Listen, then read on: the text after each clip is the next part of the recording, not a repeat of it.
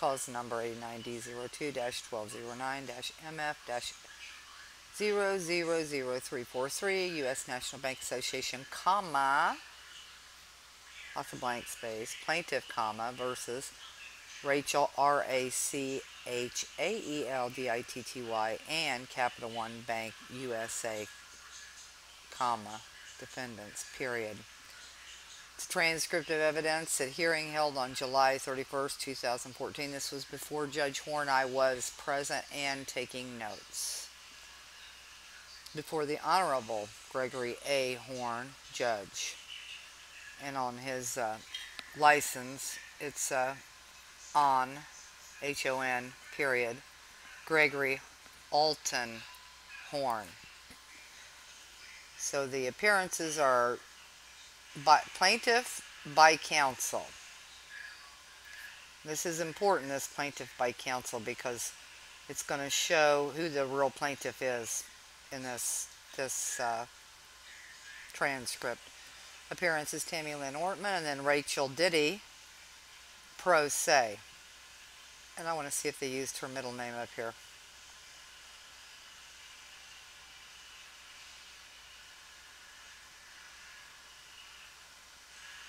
Those strings, these are from where I did comments earlier.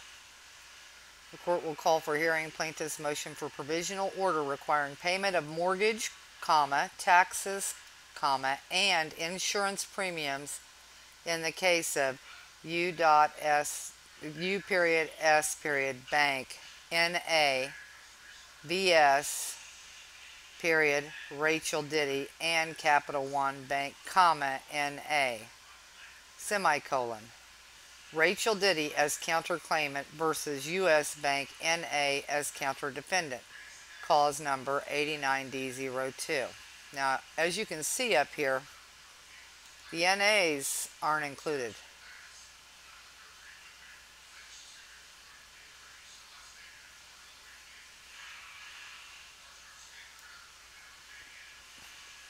Not like that with the comma and the NA. They do that because they're going to create two orders with this second case.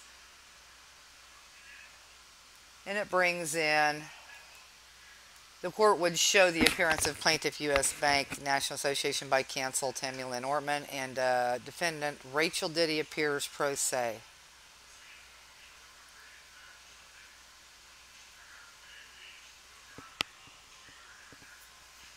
Miss Ortman.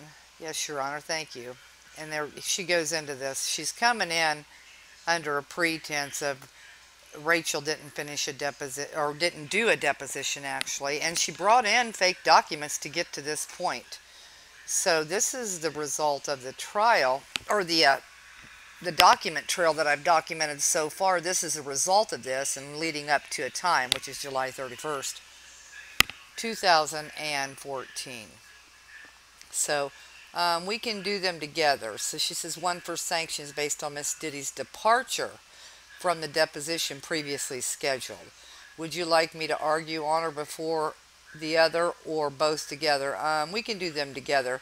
What is the second motion on? Motion to compel deposition, and the court set a hearing on the damages and sanctions today. Right. Well, I've already ordered her to participate in the deposition. It is to occur following this hearing. That was ordered on May 5th. It was actually ordered, I think, on May 2nd. There is a little shifting of, they think they're being slick here, because what's happened is Tammy Lynn Ortman didn't enter an appearance when she asked for the first deposition. When she first requested that deposition, and Rachel complied with the deposition. Tammy Lynn Ortman, however, did not. She was snickering, snarling. She laughed. She didn't want a note taker there. She did everything she could to provoke Rachel. It was, and she came within 6 foot of my vehicle when Rachel was sitting in my vehicle while there was a break occurring. And she had something in her hand.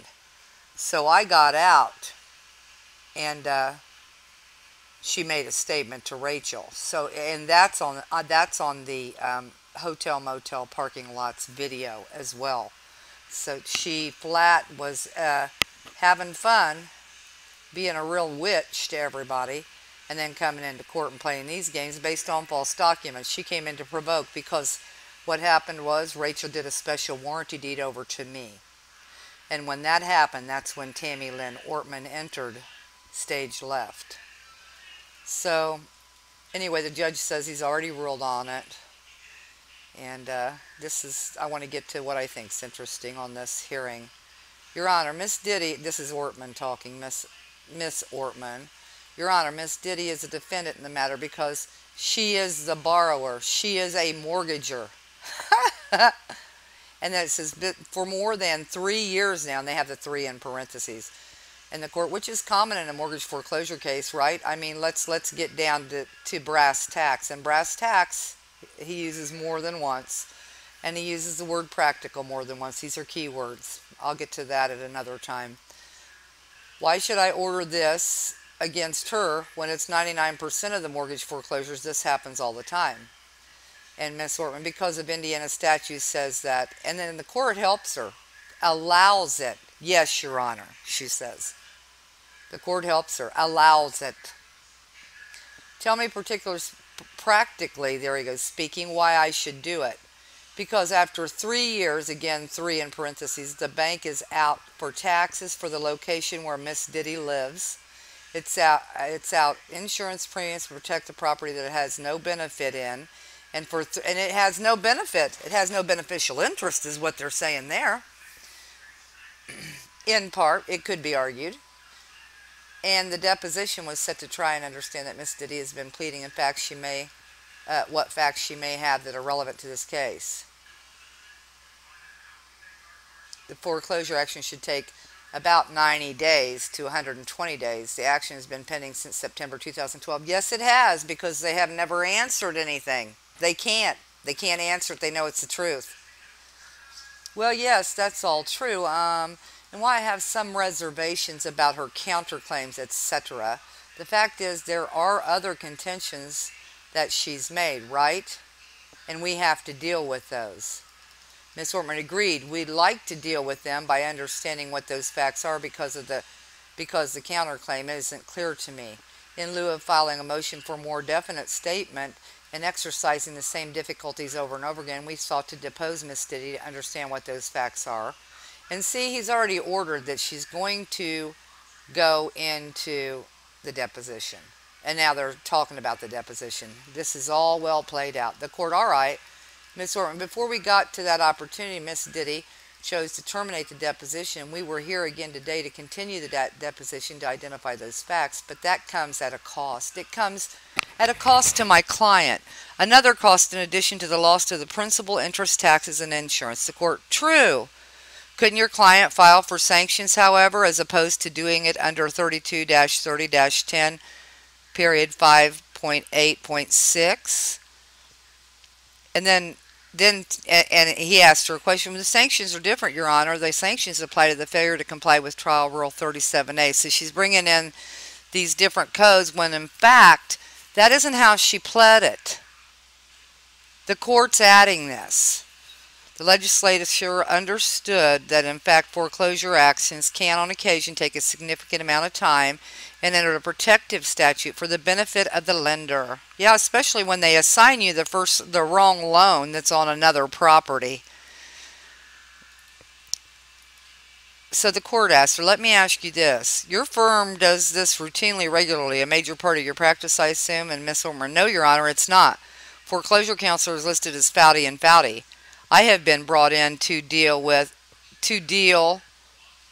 court, I'm sorry, Miss Ortman, Fouty is identified as the court, right? Foreclosure counselor. That's not my firm. I've been brought in separately to address this particular matter.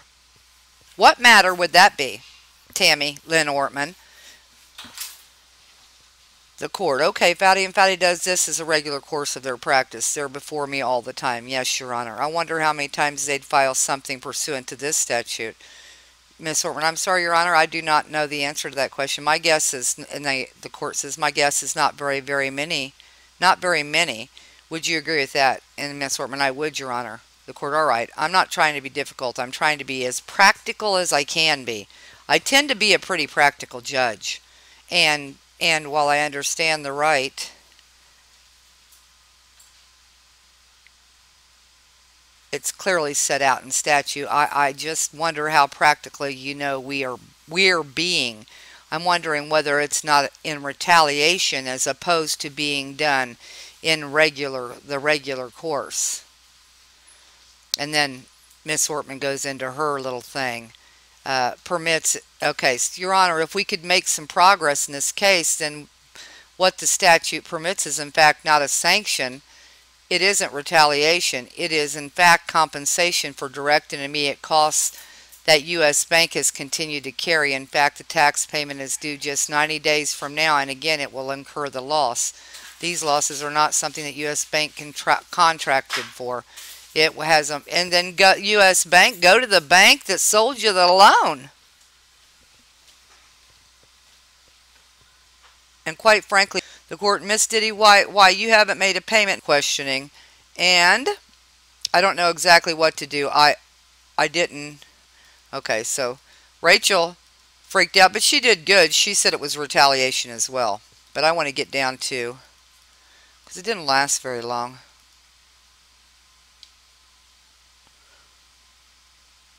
She goes into line, and why did you write down my driver's license number? This was before the break. So that clearly shows that there are some things that happened during that deposition that Miss Ortman is not totally being honest with them.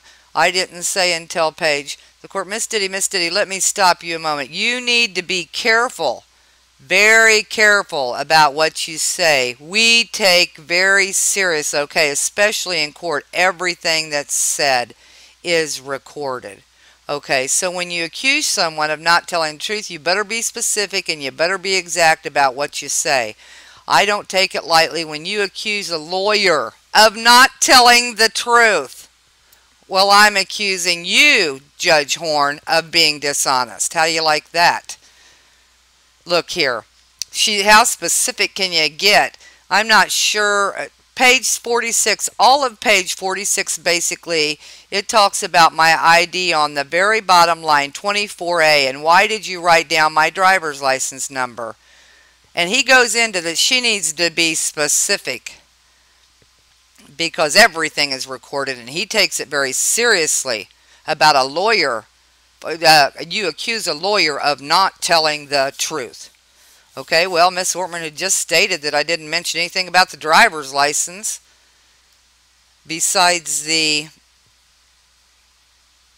photocopying of it. I asked on page 46, 24A, and why did you write down my driver's license number? Before that, Mrs. Ortman stated, certify the question. Her answer to that question that I asked, page 47, line 1, it says, to confirm that you were who you say you are.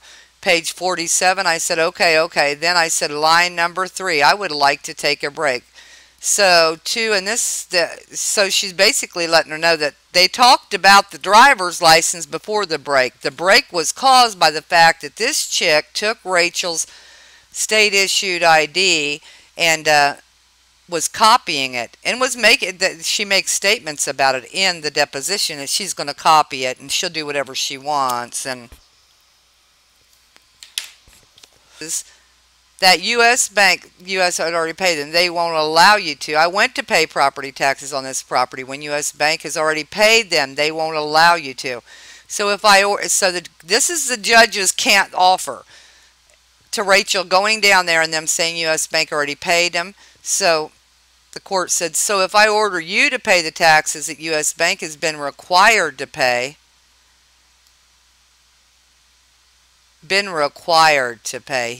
and you could pay that when.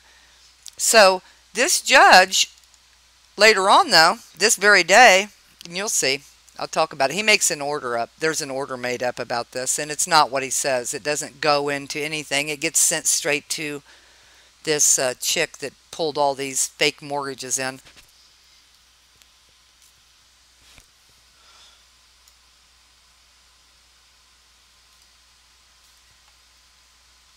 So here we go. That's it, Your Honor. Miss Ortman, anything further? Does Your Honor want an order for the clerk to accept the funds? Yes, please. All right. I'm obviously going to take this under advisement, look at everything, and then we'll sign orders. But I've already ordered that the deposition is to take place now. Yes, Your Honor.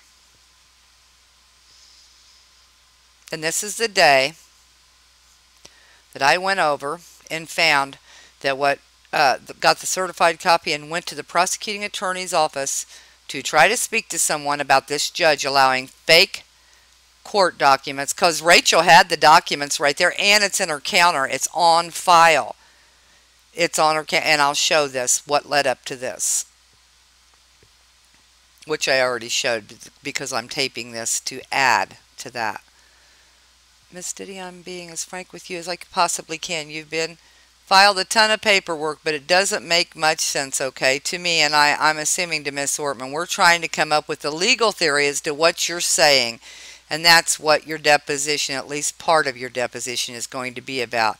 So you need to be as frank as possible, all right? It's time we conclude this case. I'm going to issue an order based upon today's hearing. This can't go on, and I'm going to issue an order based upon today's hearing. It can go on when it's a redocket, can't it? And it's the same case from 2006, it can just go on forever in there, right? But it can't go on here? Nobody wants to go on in this with you guys. This is fraud. This is fraud upon the court. This is an embarrassment. And we'll go from there. But I would encourage you, quite to talk to Miss Ortman. Try to see if we can get the case concluded. Okay, all right. I mean, you have to understand. And then he goes into what she's done wrong. Mr. Judge, do you understand that she told you clearly it is not her fault if they did not assign the right loan to that house? She should not be expected to fund 3 separate properties in any way, shape, or form ever. It's that simple, and you know it.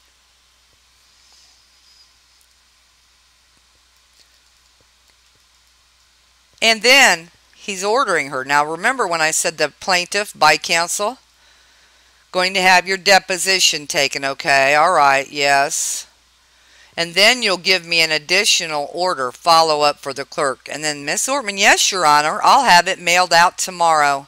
All right, great, thank you. It was that day, and it was an order that the plaintiff, the counsel for the plaintiff, Miss Ortman, and the plaintiff is the court. He said at the beginning he was going to have plaintiff by counsel comes, and then he said that he would to have her client get the order, and then here she comes, and he's saying that he needs, and then you'll give me an additional order follow up for the clerk. Yes, Your Honor, I'll have it mailed out tomorrow. All right, great, thank you. No, Your Honor. All right, court's adjourned. Thank you.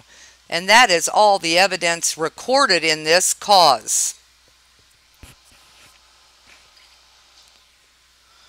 So this hearing is being treated as a cause.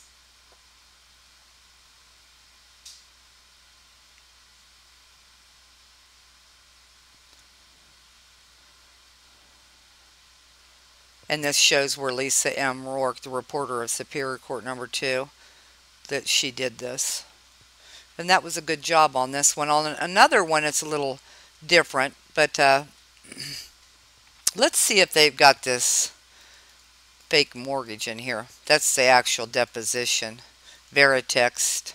And this is something interesting as well. I won't go into all that because I just as soon show the whole thing at one time. And I think that I'll insert that somewhere. But they have at the beginning R-A-C-H-A-E-L, and then they have here R-A-C-H-E-L-L-E.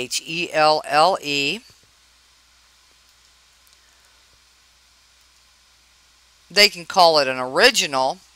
It's not. It's from Veritext. It's a copy of an original, but everything's authenticated once they put it in this sort of format. And then see how the case is split up here as a counter complainant, where it wasn't before at the heading. Then they got the deposition of Rachel Diddy, R-A-C-H-A-E-L. They spell it another way too. It's got a job number. That's from Veritext. It's got appearances. Oh, for the defendants, no appearance. Notice that. For the defendants, no appearance.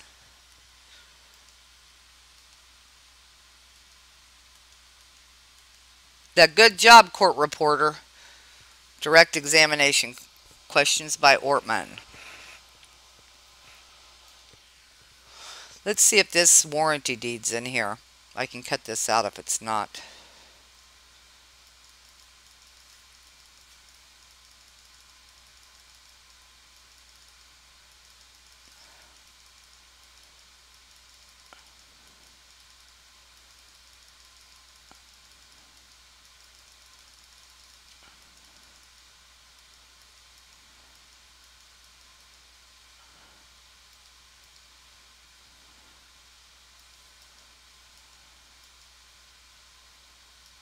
Oh, there's the guy's name who did this report. James P. Connor. No appearance, huh?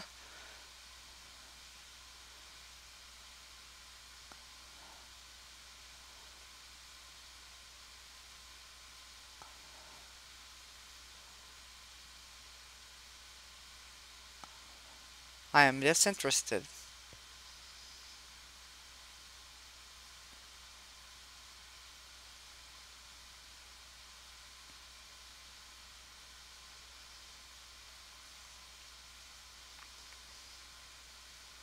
And I have information on everybody that has their names on things, be that the real person or someone else. So,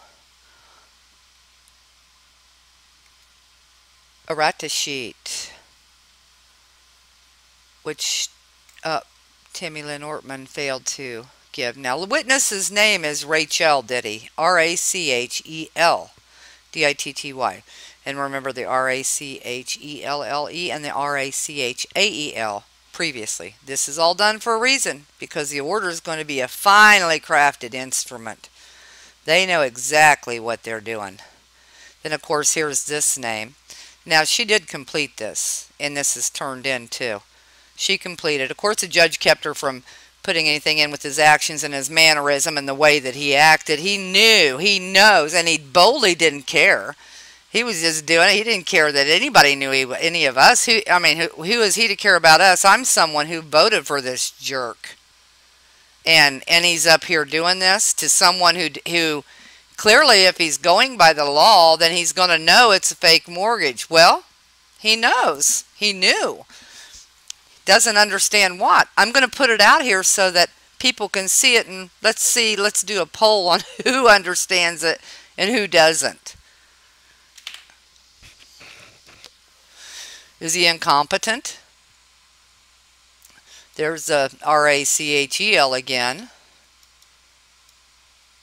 Then the case name, it has a name of its own, reference number. Then this witness deposition. We didn't get this. We had to ask. I had to find out who did it, who this guy was, who did it, contact them, and then that's when they said, do you want both of them? Sincerely, Production Department, C.C. Tammy L. Ortman, Esquire.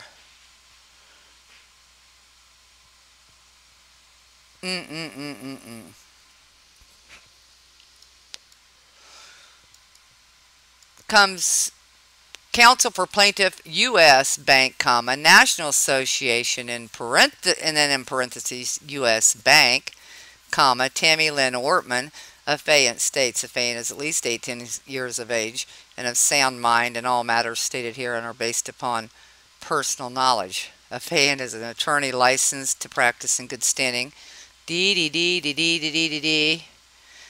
Director with the law firm Lewis and Capps. Affiant is retained to represent and defend U.S. Bank throughout this litigation, has done so continuously since February 2014. Nope, they did so since she did so. She put an appearance March of 2014. That's when she officially put in an appearance. The day before that, she put in a notice of deposition. Underlying mortgage notes, and I'm going to check on this to make sure, but yeah, I'm pretty sure. Underlying, Affiant has billed at a reduced negotiated rate for a time cost incurred for her representative in this manner. This is Exhibit B. There she goes. That's what she's going to charge to Rachel, because she's representing the interest of those grandchildren. And under that special warranty deed, that Rachel filled out, I find it quite interesting. So here's an instance of what I talked about earlier. See this? Bad address. They don't want people to know this. This is when the postmaster stopped the mail at her house, and something, right when this was happening, it wasn't deliverable, and this is when a former owner of the house, the one that I said Judge Horn used to represent, Pamela White, was mailed this during that time, as well as a Paul Bunyan. I'll show that later. Pretty interesting stuff going on here. So this is a chronological case summary of that case. So it goes on, and this is a good chance to probably defendant's answers to request. I want to show everybody something here. This is U.S. Bank versus Rachel Diddy. The most standout things that I think.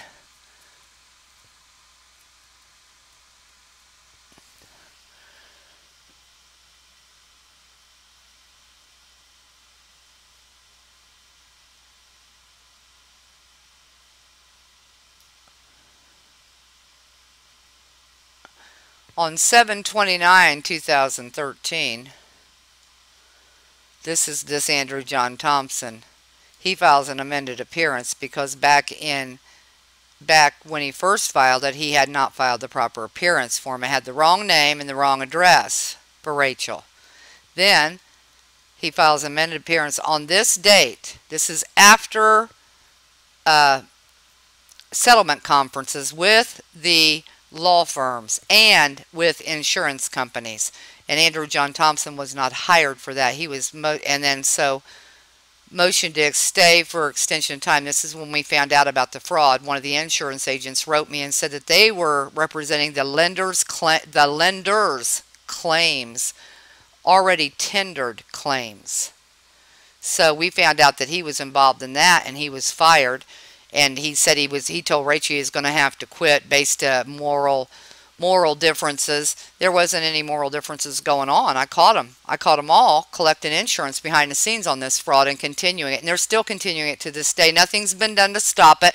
The government and all of the agencies, the FBI, Secret Service, Department of Treasury, IRS, the most helpful, and this is pitiful to say, has been the IRS. They're the ones that have told me what's going on. Several of the criminal investigators I have spoken with, too, that I know by name, that have told me exactly what's going on here.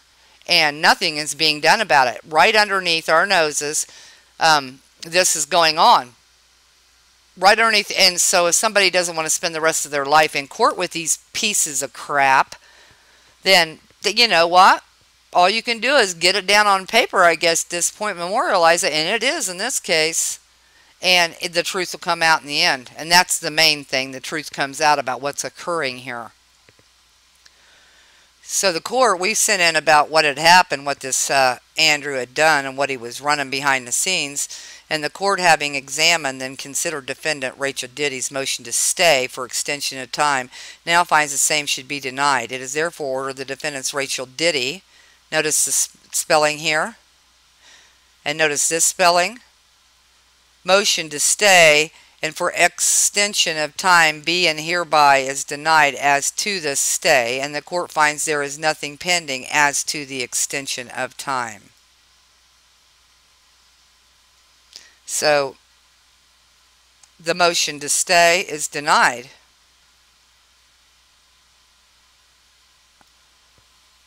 Under this name.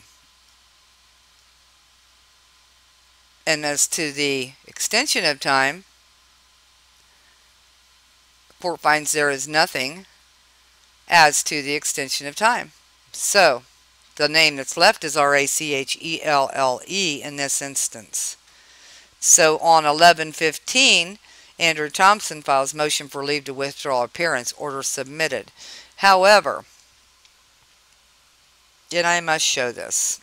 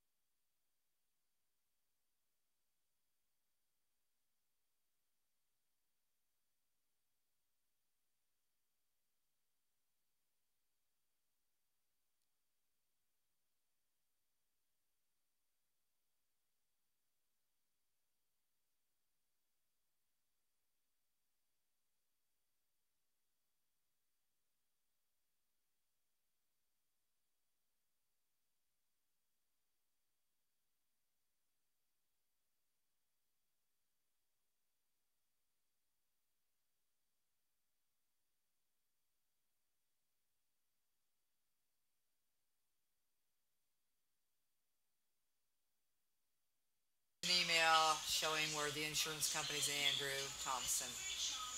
There was something going on between the emails of tendered insurance claims that we knew nothing of. Rachel knew nothing of it, neither did I. And there's some power of attorney issues in the power of attorney that Andrew did. So they think they're slick, and this is what I'm stating for the record. They think they're slick, but they're not, because they're using three misspelling. They're using three names. Two of them are misspellings. And the thing is, they're allowed to have misspellings of names only if it's a mistake, and it's not a mistake, you see. So the order on motion, Andrew Thompson filed this with this judge. He knew what was going on. The judge did the day before, because that's what this motion was. This is for an extension of time on this. She filed this to have time for an attorney because she was firing Andrew J. Thompson due to the letter he wrote, and we showed the letter that was written back to him beforehand. And so then the judge, Andrew Thompson, attorney, files motion for leave to withdraw appearance on 11/15. It's filed 11/14, and on 11/15, order on motion for leave to withdraw appearance, see order.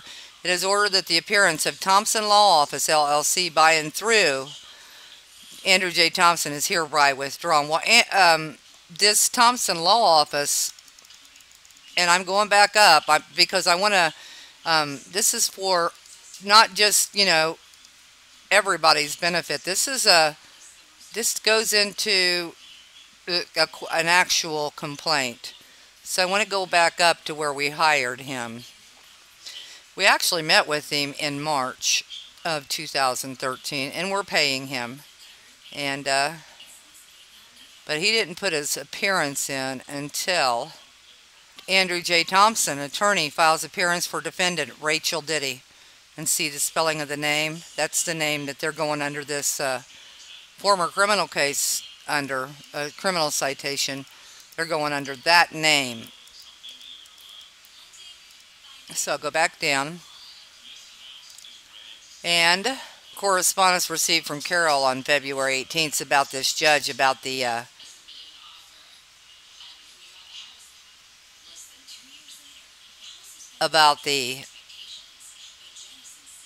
warranty deed, special warranty deed. So this is about that. And of course he's telling everybody in this order, I'll read it later, he's telling everybody to don't bring her in. She has to bring herself in. But then here comes this attorney, Tammy Ortman, and it files appearance for U.S. plaintiff, and she doesn't mention Lewis in caps. When they withdraw her, it'll withdraw the law firm, but not her. So she's sitting on the back of the case, basically, on the IRS side. So on 3-5, she files an appearance, but 3-4 is when she did the deposition, and it's not entered in here. They did that for a reason. And then on 4-8, and then this is when we served them, I don't know, 700 pages or so of stuff. Senate registered mail. And this is what they did. Rachel Diddy responses to defendant's first request for admissions to Rachel Diddy. Rachel Diddy's response to first request for production of documents to Rachel Diddy. They know good and well because in the orders they name it properly, but they're doing the actual heading of the case, and the clerk is entering it this way. And according to my, under Rule 77, they're not supposed to be entering it this way, but they got Rachel suing herself right here. And then coming in under this deposition, stating that she's not nobody's putting an appearance for Rachel, because they're going to make Tammy L. Ortman, Tammy L. Ortman's going to make Rachel pay her fees because she is representing an interest on this other shadow docket that's running within here. And so we'll go down to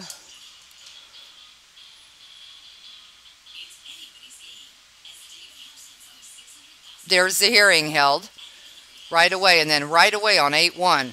The judge said he'd take it under advisement, but right away, since he ordered her to, entry for hearing held on July 31st, see entry, and I'll show that later. It is ordered that the defendant Rachel Diddy, notice the spelling, shall pay to the clerk of Wayne County on or before October 31st the sum of $1,115 as sanctions pursuant to Trial Rule 37. The clerk shall promptly forward payments payments, yeah, they made to U.S. Bank care of Tammy L. Orton. That's Ortman, and they know it. They know it. It's in the order, spelled both ways in a one-page order. 1 American Square, or her then current address. So this was code. This order was key to bringing me to yet another shadow docket that I will show later. So here's the provisional order requiring payment of real estate taxes. Now this is to see order. It is ordered the defendant Rachel Diddy, again the spelling, shall pay to the clerk of Wayne County the sum of $380 as payment towards real estate taxes. Clerk shall promptly forward payments to U.S. Bank National Association care of Tammy L. Orton, which is the wrong spelling, or his then current address. And that's not what he said the day before. The day before he said, would you be willing to pay it if the court held it? The court did not hold it. He already told her to enter that backup order, and he is a client, it appears. I know for sure that he's got a financial, I can prove it. He's got a financial, he's got an interest in this. It's past a mere little bit. This is the lady who owned this house he represented. And it appears that her identity is not being looked at here. I don't know who she is. For all I know, he's using her identity. The judge is. I'll know more soon. I can look over things. So anyway, we go in for this partial summary judgment. And this is where they tried to throw her in jail. She showed up to court on the